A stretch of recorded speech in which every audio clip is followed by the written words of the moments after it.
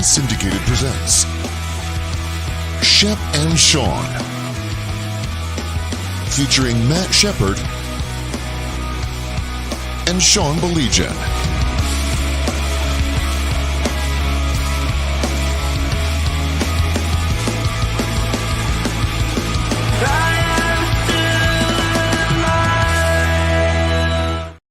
All right. Dying to know what you put on the grill for Mother's Day.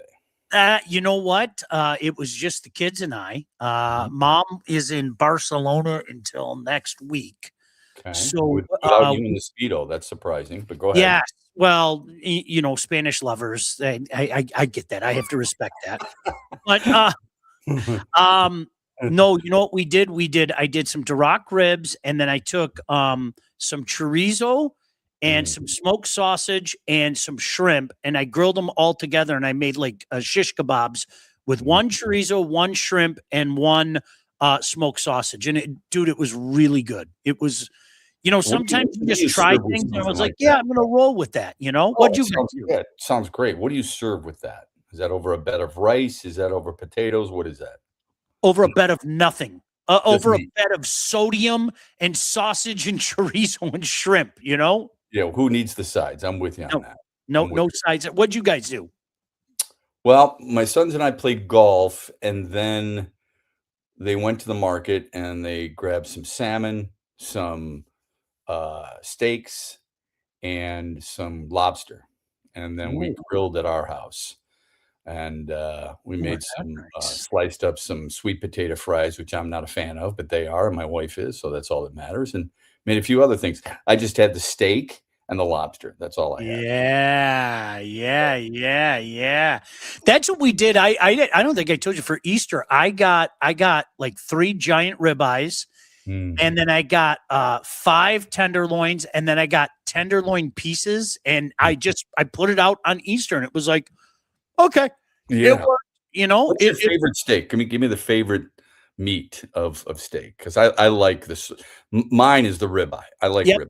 Yeah, if I had to pick one, it'd be the ribeye. But it's so hard to pick, because some days, like Shep, some days you're just I'm in the mood for the tenderloin. Yeah, like I'm just okay, this sounds good. I get it. Wagyu's phenomenal. I mean, I don't know how anybody could deny that. Wagyu's phenomenal. Yeah, that's a different tax bracket that you can afford. The fillets to me are overrated. I like them, but I think they can be overrated. You have to do them right. Yeah, there's no, as far as I'm concerned, there's no such thing as a good fillet. It's either great or it's not. Honestly, that's just the way it is, Mm-hmm. So, Tom, you guys. Shep, you're missing on Woodward. I agree. Thank you, Tom. I appreciate that. I enjoyed my stay there. Enjoy watching clips of Sean for sure. So yeah, I think sometimes what happens is I've got to do a better job of this. I thought we were making progress in this regard. With sports radio or sports talk or whatever, you have to know when to be light a little bit. And I think sometimes I got into numbers and got into the serious aspect of sports. And the other thing I think is I'm a lot like Sean. We're not afraid to call out a home team that isn't doing all that well. Doesn't mean we trash them. We don't trash them at all. As a matter of fact, I had a conversation this afternoon with Eli Zaret, who's my neighbor. And there's a huge difference between just openly ripping a team for no reason and not understanding circumstances, and, saying that this team's got to be better. And I think sometimes I said this team's got to be better in various sports without overreacting, but also understanding that even when they win, there are certain parts of the game that concern me. And that didn't always sit well, I don't think. So anyway, but thank you, Tom. I appreciate it. Shep, I run into that more times than you could shake a stick at. Somebody called me out just the other day and said, why do I have to be so gloom and doom about the Tigers? I said, that's a fair statement. I said, tell me what has you excited. I'll answer your question once you tell me what has you excited about this team and the direction of this team right now. Sure. And you know what was amazing, Shep? I didn't hear back from them. It was an amazing type of thing. So I said, well, I'll do it anyway. I said, the bullpen isn't good. I said there are a lot of injuries to the lineup. Zach Short can't bunt. They're a poor fielding team. Did I mention their pen isn't good? And some starters that we really, really wanted to count on, including the guy who's the best pitcher in the world, are out right now. But other than that, things are really good. And Shep, it's funny because I remember having this conversation years ago with our mutual buddy, the late Jamie Samuelson, on Fox 2. You're going to have to excuse me from the party that says, well, thank God that we're in the division we're in. You're going to have to excuse me. Right. I would rather derive my excitement and my optimism from what my team is doing as opposed to the brutality of others. That's always, that line of thinking has always kind of bugged me. So I guess in that regard, I'm a hater too, Shep. Or somebody who says, well, the Lions, they've had 3 straight winning seasons and they've won more in this period over a 3-year span than they ever have in my lifetime over a 3-year span. Raise the damn bar. Yeah. I say the Tigers is an interesting one because for 2 reasons. First and foremost, and I don't even know if this is where you wanted to start, but this Go ahead. Yeah. Last year they closed 28-41. They are now 19-22. So they are 47-63 over the last 110 games. Let me say that again. They are 47-63 over their last 110 games. Okay. They are 25th in the league in defensive runs saved. Okay. They have the 6th worst fielding percentage, and they have the 6th most errors in baseball this year. I'm not saying it's doom and gloom. I don't think you would either. But tell me why you think it's going to be okay. Yes. And before you get to the 17 on the IL, Skubal obviously is a huge loss. Mize is a huge loss. All right.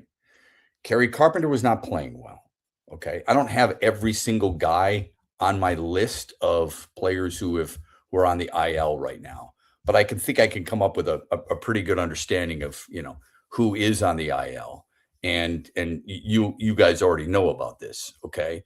But when you have this many and guys who are, let's face it, they weren't performing anyway. People were pissed at Parker Meadows. People don't like some of the things that Gleyber Torres was doing or not doing. And same thing with Javier Baez.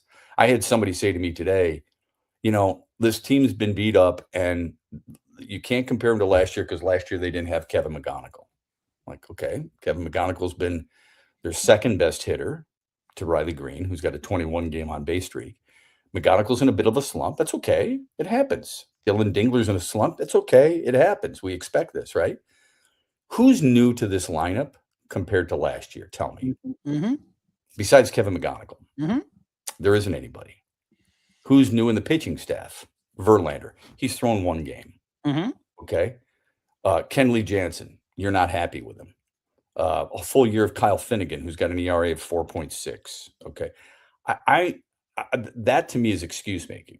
You and I aren't making excuses here. We're bringing straight facts without panicking, but understanding what this team is at this juncture. That's the big key.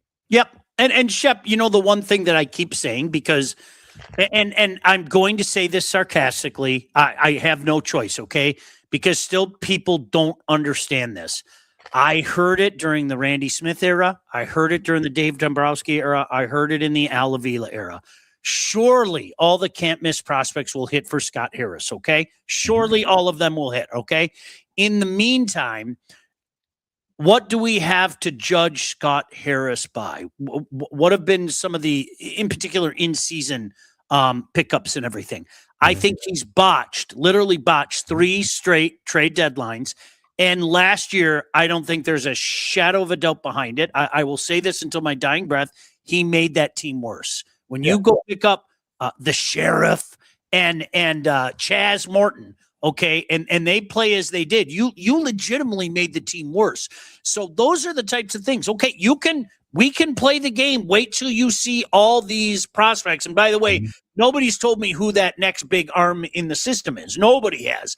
But look, during the season, especially Scott, you said there's no window, bro. I didn't say that. You said that there's no window. There's no window. Okay, so if we're competing right now, well, why would I have faith that you're going to pull the right levers and get the right guys in here?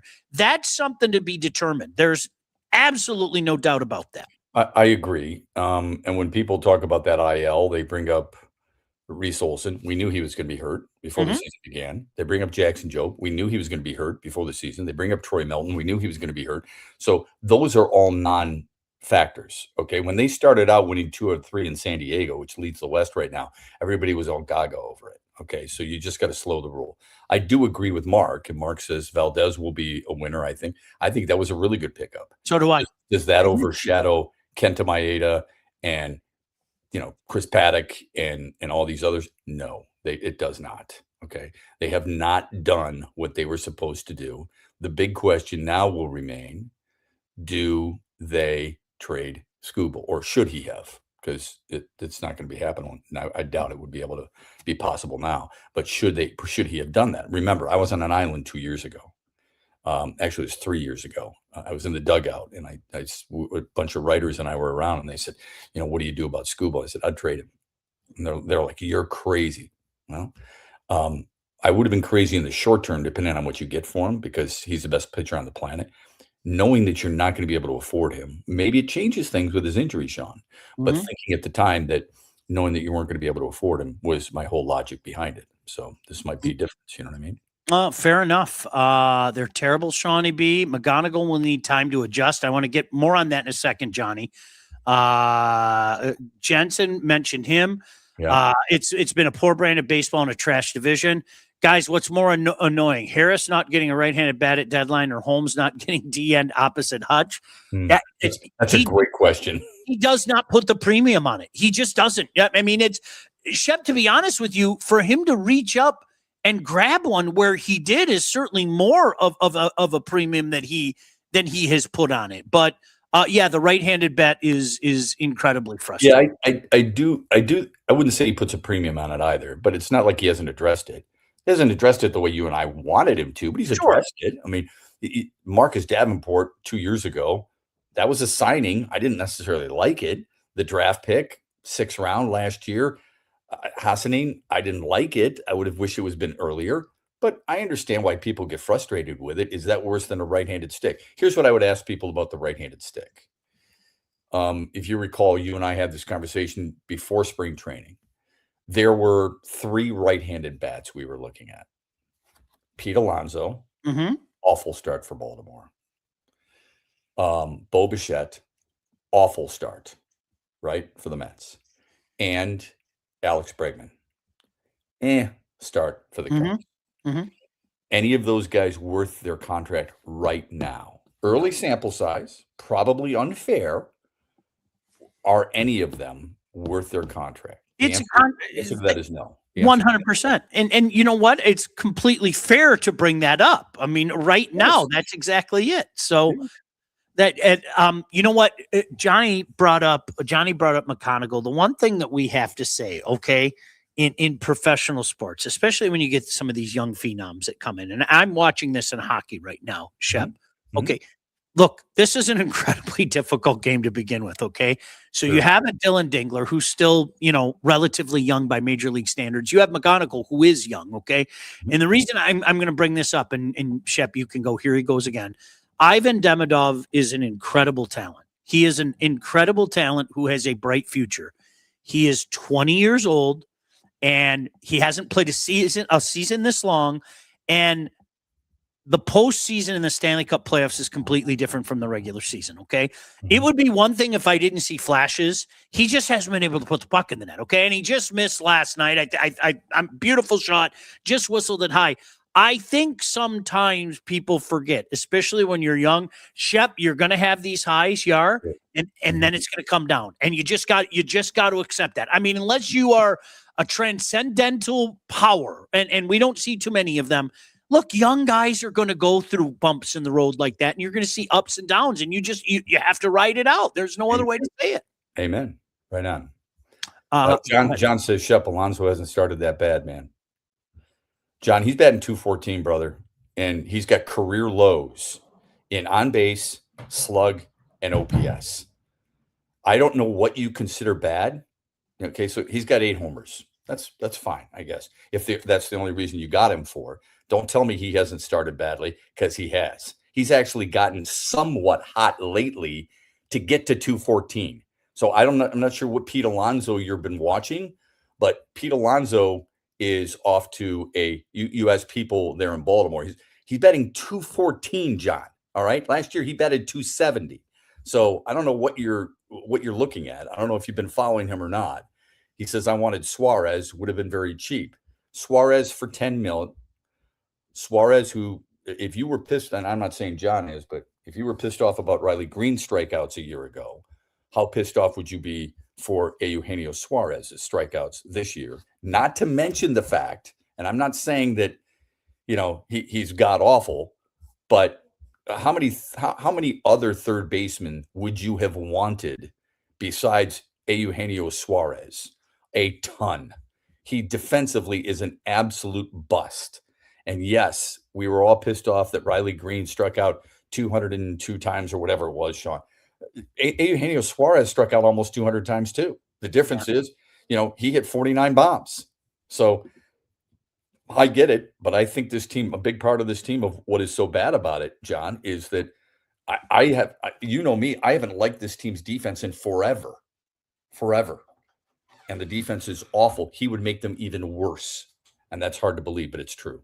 Alonso has a 748 OPS, which is about average, right? That's about what you are considered an average. Anything over 800, and obviously that's considered very good, all-star level and everything. So for sure, it's not like he's lighting it up. It's not like he's lighting it up. Well, but here's the slight difference.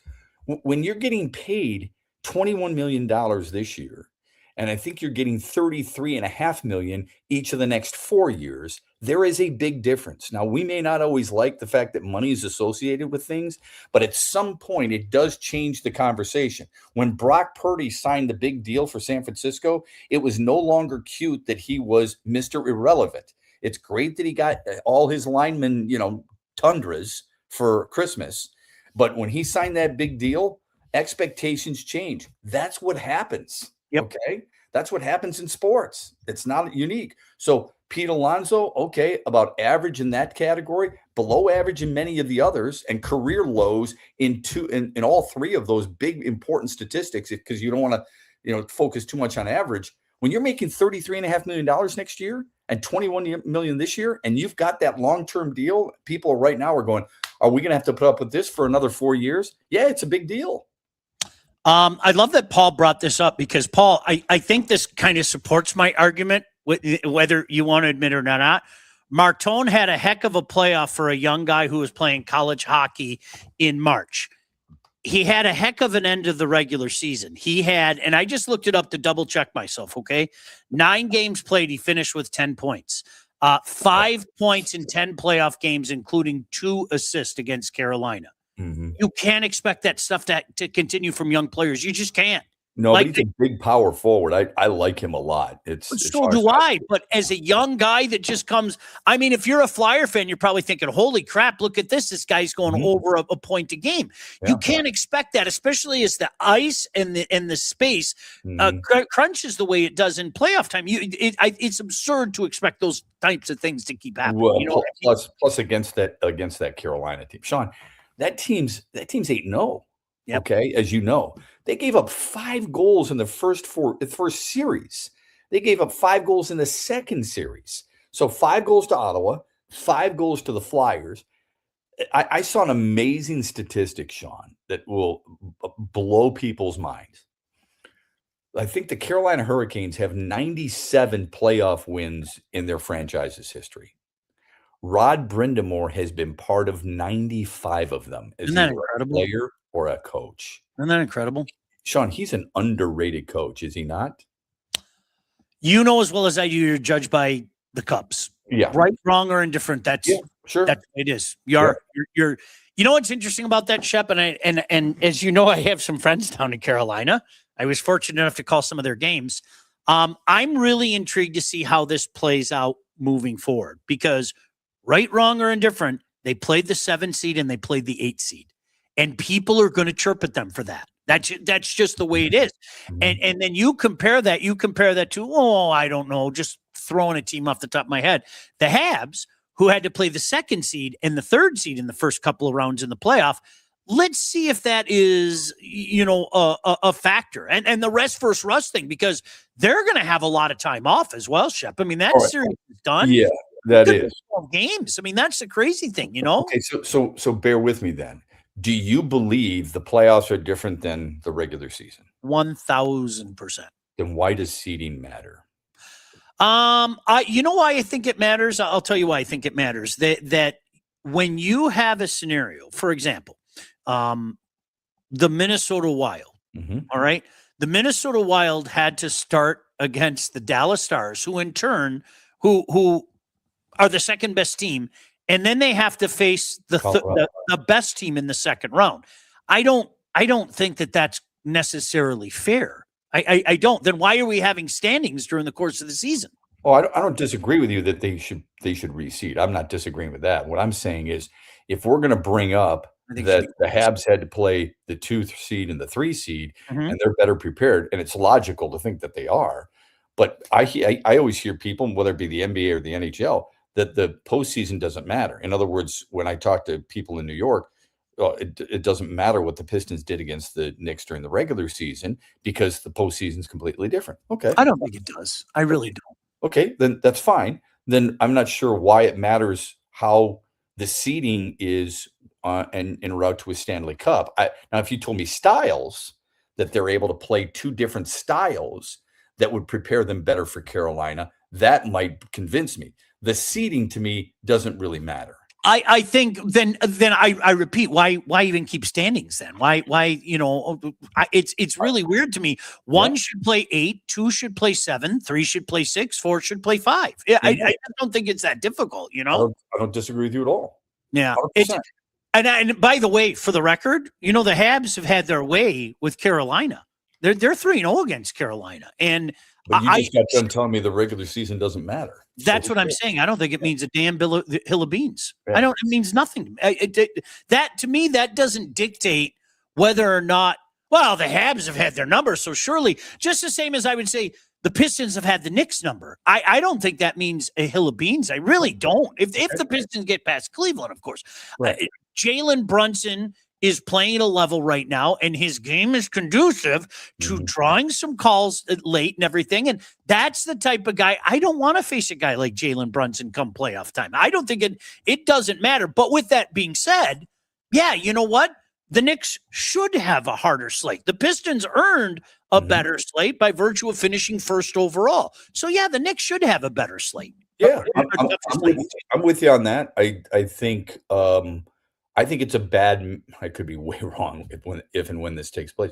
I think it's a bad matchup for New York. Okay, I think Detroit.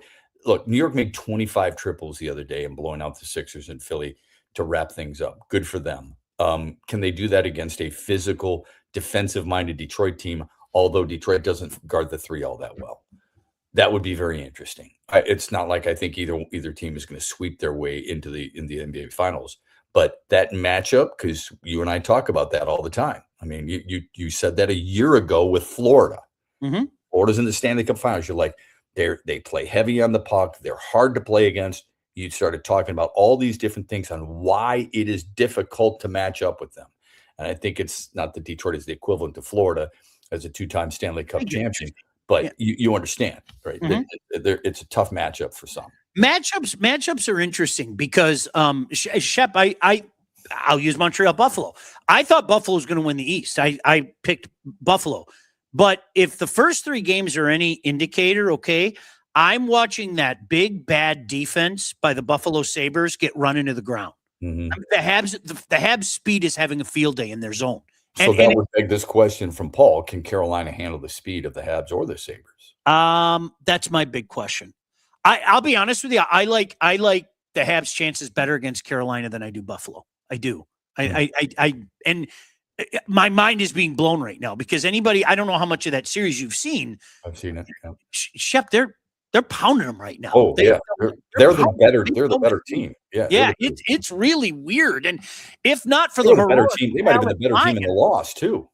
If not for the heroics of Alex Lyon, who, I mean, everybody knows this is Alex Lyon's time of year. That game last night could have been 5-1 in the first period. It was, I mean, really, it was like, what the bleep is going on here, you know? Yeah. No, Why doesn't either Ilitch-owned team have an identity yet under their respective front office leaders? The Red Wings certainly don't. Shep, Well, I'll defer that's to a you. really Do good you think the Tigers? Do you think the Tigers have an identity? The Red Wings do not. That is an excellent question. Great question, Tim. I like that. Tim's got me stumped here. If it is, what is it? Like, you would think, so ideally, you would think their strength was pitching coming into the season. Is that fair? Yeah. Skubal, Valdez, everybody said it's the best 1-2 punch in all of baseball. That's what people were telling us. And I didn't necessarily disagree with it. Okay. I liked Mize as let's just number him, even though that doesn't always work out. Mize is a 3. Okay. Verlander is a 4. And Flaherty is a 5, who I didn't like, but that's okay. You know, I thought they would need at least 14 starting pitchers, and you're probably going to need about that. If that's your identity, pitching and base running, taking the extra base, being aggressive, and so on and so forth. If your identity is pitching, you've got to have defense behind you. Right. Okay. That's like, if your identity in football is running, you can't have that without an offensive line. Am I wrong? Mm-mm. So the Tigers, that was my struggle, because I didn't know how good McGonigal was as a defensive player. We know that Baez has lost range, and sometimes he does not make the routine play. Gleyber Torres, historically at second base, has not graded out very well in defensive run saves, actually better as a short period of time at shortstop. Torkelson is slightly below average. Riley Green is very good in left. Parker Meadows very good in center. Right field is a bit of a hole unless it's Matt Vierling, and Dylan Dingler's really good. So overall, the defense was not good. I don't know what the identity is. They're not a power hitting team. They strike out a lot. Their on base percentages at one point during the season was a little bit better. It's a great question. I don't have the answer to that. There's 2 teams in this town that have identities, and there's 2 teams that don't. Yep. The Lions have an identity. Well, they're trying to regain the identity of offensive power up front. Don't say the G word, though. I ban the G word. Amen. Thank you. It rhymes with Brit. Just don't say. I don't want to hear it anymore. Well, I don't want to hear for any team, because it gets really old. It's a slogan, man. It's like Hockey Town. It's a slogan. Let's sell some T-shirts. Let's sell a hat and put a logo somewhere. Okay. So everybody bought the hat, whether it said Grit forward or upside down. They bought the T-shirt, and it's great for marketing. But is that who they really were? They sure as hell weren't that last year. But that is their identity, and the Pistons have an identity. Yep. I agree. The Red Wings can't figure out what they are. Period. And because there is a little finesse. There is a little sandpaper. They don't play well in their own zone. And they got really, really, really, really lucky with a goaltender this year in John Gibson, who in my mind, Shep, by virtue of how well he played, hid some of the weaknesses elsewhere that you saw manifest themselves yet again in March. Well said. And nobody saw that coming. Nobody saw that coming. I agree. 100%. I mean, I don't know how you can disagree with that. Only thing the 2 teams have in common is a cheap owner. How is he cheap? The Tigers have the 10th highest paid payroll in baseball. Okay? The Mets have the highest, and they have the worst record in baseball. Think about that for a minute. Okay? So they have the fewest wins at home. They have the fewest wins overall. I don't think do you think the Tigers are cheap? I mean, they gave Baez a contract. They gave Torres a contract. They were forced to give Skubal the contract. They signed Valdez. They signed Flaherty 2 years ago to a ridiculous contract. Okay. They gave money to Colt Keith, and it's not like it's a lot of money. You know, I mean, some people are freaking out about that. I'm like, wait a minute. The last 3 years of his deal, when he's 28, 29, and 30, those are team options. In other words, there are buyouts for he's never going to make more than $5.3 million until the third to last year of the deal. But he spent money. Has he spent money on the Red Wings? Yes. Doesn't mean that he spent it properly or his general manager spent it properly. I don't think he's cheap. And I don't, it's not like he and I are best pals. Do you think he's cheap? How so? You know what's interesting about that is I won't call him cheap, but if anything, it's more an indicator of what baseball is and why we're not going to see baseball for quite some time next year. Okay.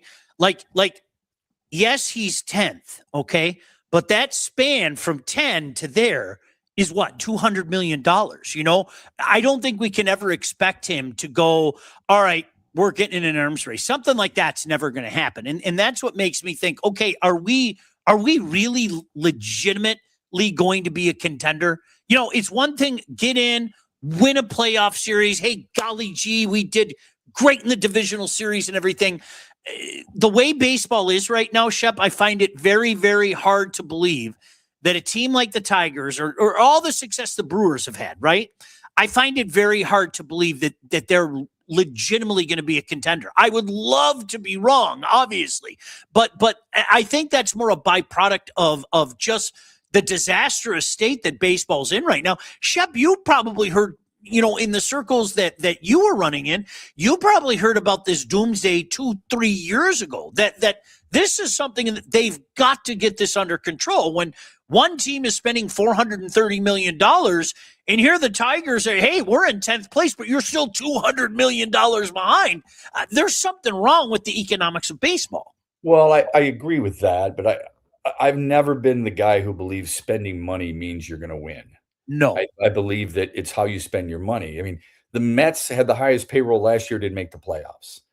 Of the top 10 teams right now on spending money this year, 5 of them have winning records. That's it. Only 3 of them lead their division: Atlanta, San Diego, and the Cubs. Tampa's 25th in scoring or in spending.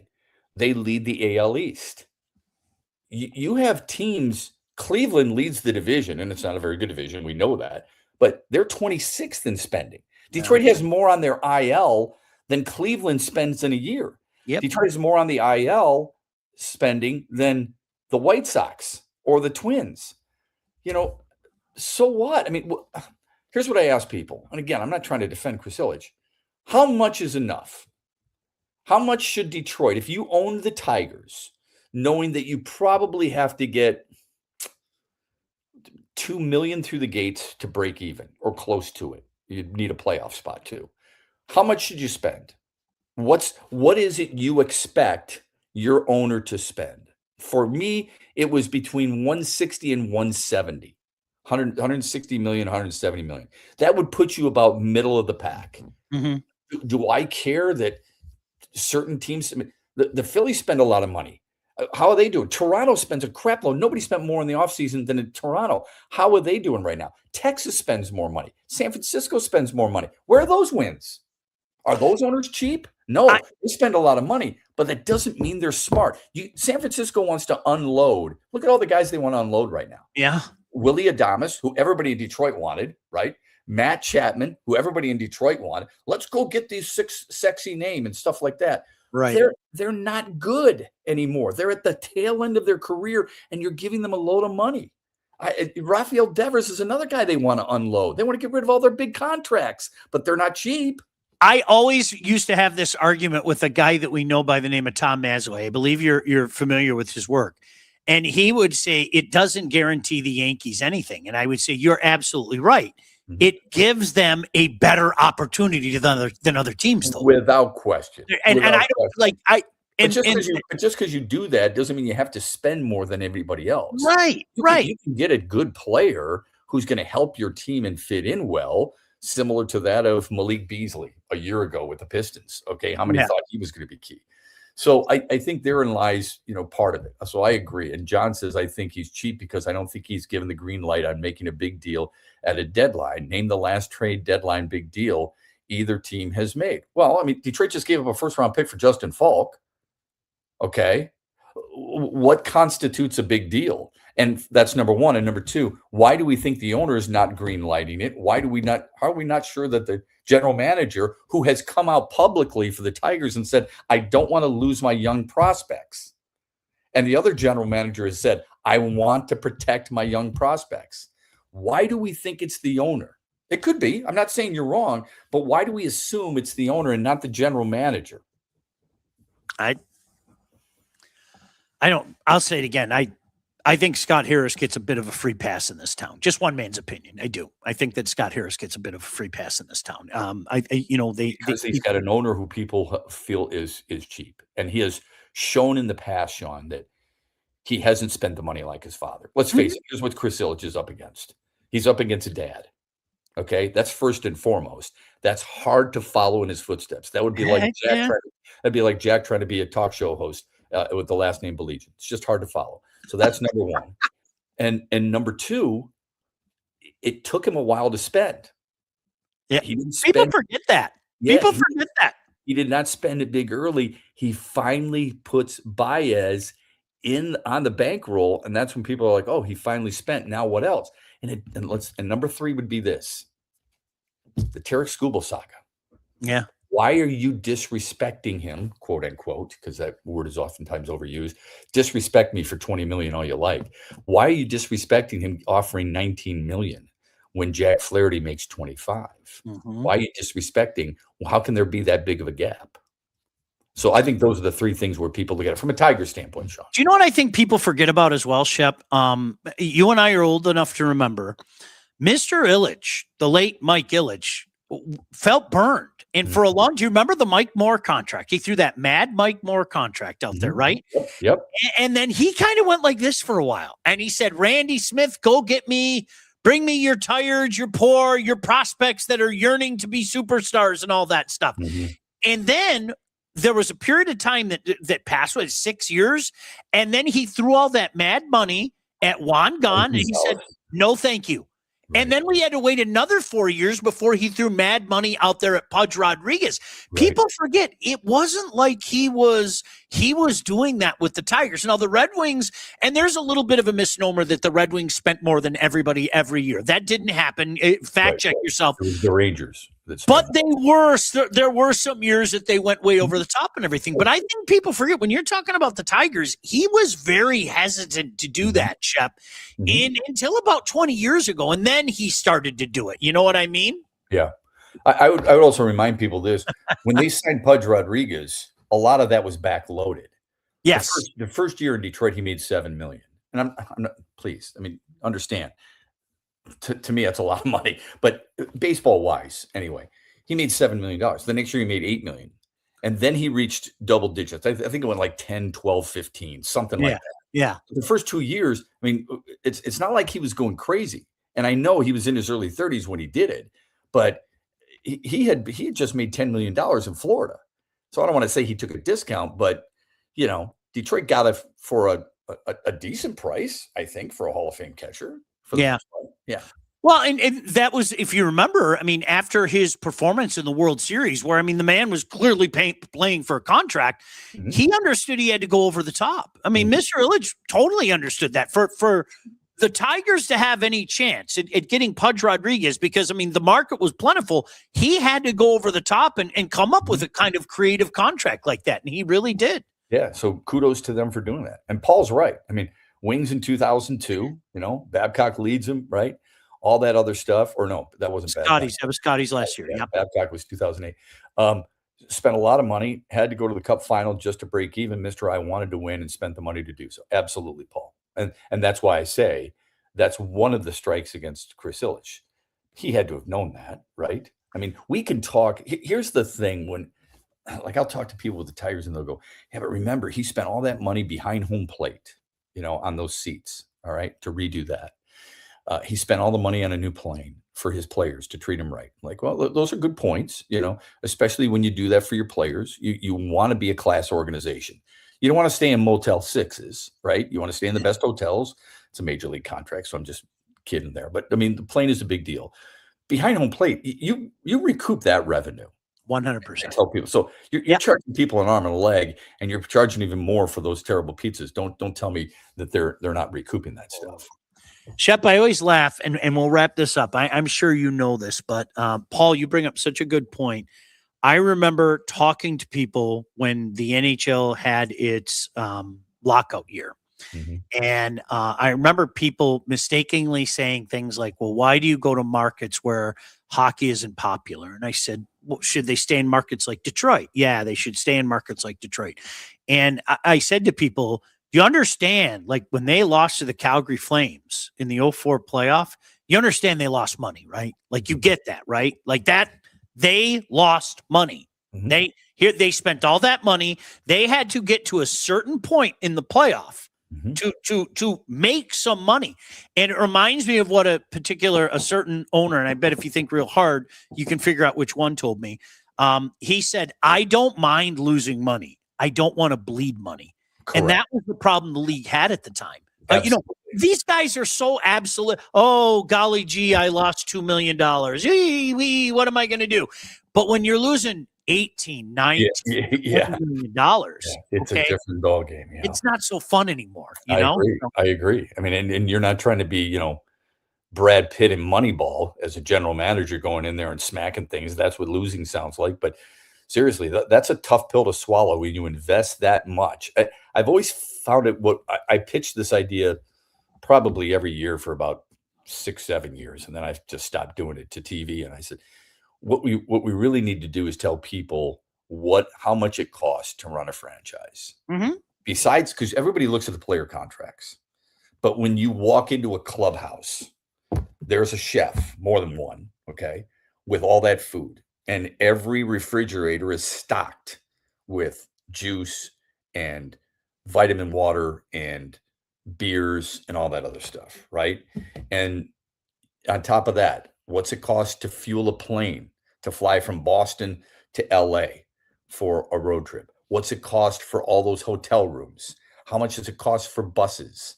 How much does it cost to pay for the meal on the road? There are so many expenses that we don't even fathom, that when you talk about losing money, they understand that sometimes that's going to happen. But like you said, they just don't want to be gouged. And who would as a business owner? I wouldn't. That was one time where I know the popular thing is to always side with the players. Mhm. Back in '05, the players were wrong. I said it then, I say it now. And how wrong were they? If you remember, Bob Goodnow challenged the owners and said, open your books. And they gleefully said, here you go. Right. And it cost Bob Goodnow his job. I mean, literally, that was when he played that card and they said, here you go. What do you want to look at? Like that was like sayonara. So that was one time I think those greedy old rich men, right. I think they were in the right. And you know what? You've seen the league kind of go like this, in fairness. You have. Yes. And the other leagues aren't showing their books. Yeah. Baseball's not doing that. Yeah. Are you kidding me? Hell no, they're not doing that. All right. Yeah. Pistons get it done tonight, Shep? Yeah, I think they'll bounce back. I'm not real worried about them. I mean, no, neither am I. thought they even played pretty well in game 3 at times. I mean, the turnovers, look, on Woodward, I got a little chastised a little bit. Why do you focus on Cade's turnovers? Focus on the points and all the positives. I said, I love Cade Cunningham. I'm proud that he's a Piston. I think he's one of the best players in the world. I think he's the best guard in the world, full stop. It's okay to say, you know what? There's certain parts of your game you got to get better. Magic Johnson needed to get better at certain parts. Michael Jordan had to get better at certain parts. Isaiah Thomas had to get better at certain parts. It's okay to say that about Cade Cunningham without feeling like, oh my God, I'm a hater. I'm not a hater. I'm a lover, but I also have high expectations for, I think, the best guard in the world. Shep, so turnovers are a problem. Honest to God, I brought it up today on the show. You and I are old enough to remember a world. There were living, breathing organisms out there for years that said, you'll never win a title with Michael Jordan. Me. You'll never win a title with Michael Jordan. And hey, congratulations, you put up 63 against the Celtics. How'd your team fare? And things like that. Right. It's part of the maturation. And I say it all the time. I didn't make the rules. Those are the rules, okay? If you want to be called something, okay, we can sit here until we're pissed and blue in the face and talk about how good Cade Cunningham is.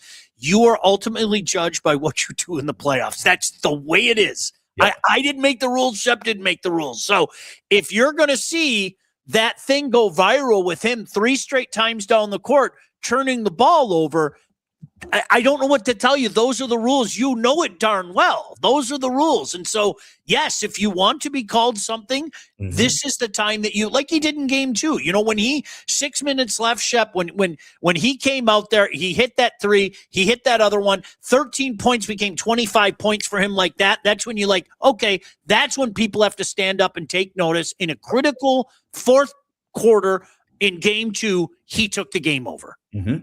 So I'll leave you with this. All right. Josh Allen. Yes. Lamar Jackson. Yes. What is holding them back? People say it about Connor McDavid, who's the best player in the world. That he hasn't won cups. Unquestionably. So there's a difference. They say it about Austin Matthews, who's the best American-born player in the world, although Quinn Hughes will give him a good run for his money. Wayne Hudson, I'm sorry, I had something in my throat. I'm so sorry. They say this about some of the best, if not the best players in all of sports, okay?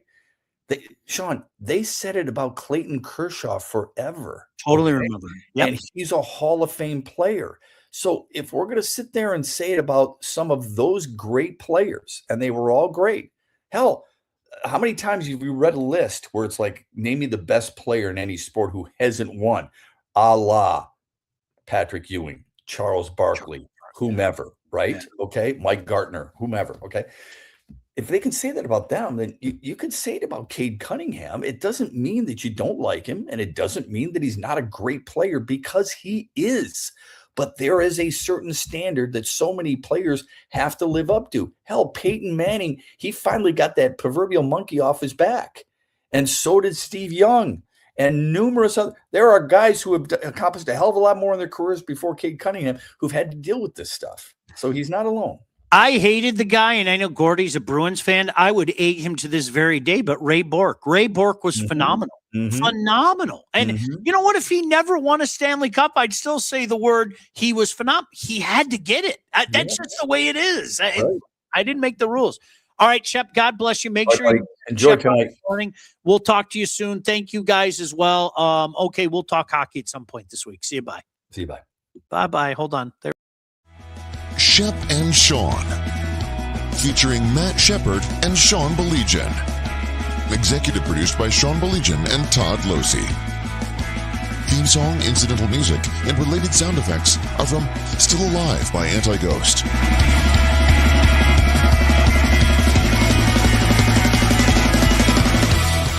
Engineering, mixing, and graphic design support provided by the Unsyndicated Podcast team. Don't forget to like and subscribe on all your favorite channels. While you're there, be sure to rate and review the podcast. Call the Unsyndicated hotline at 248-237-3257. Don't say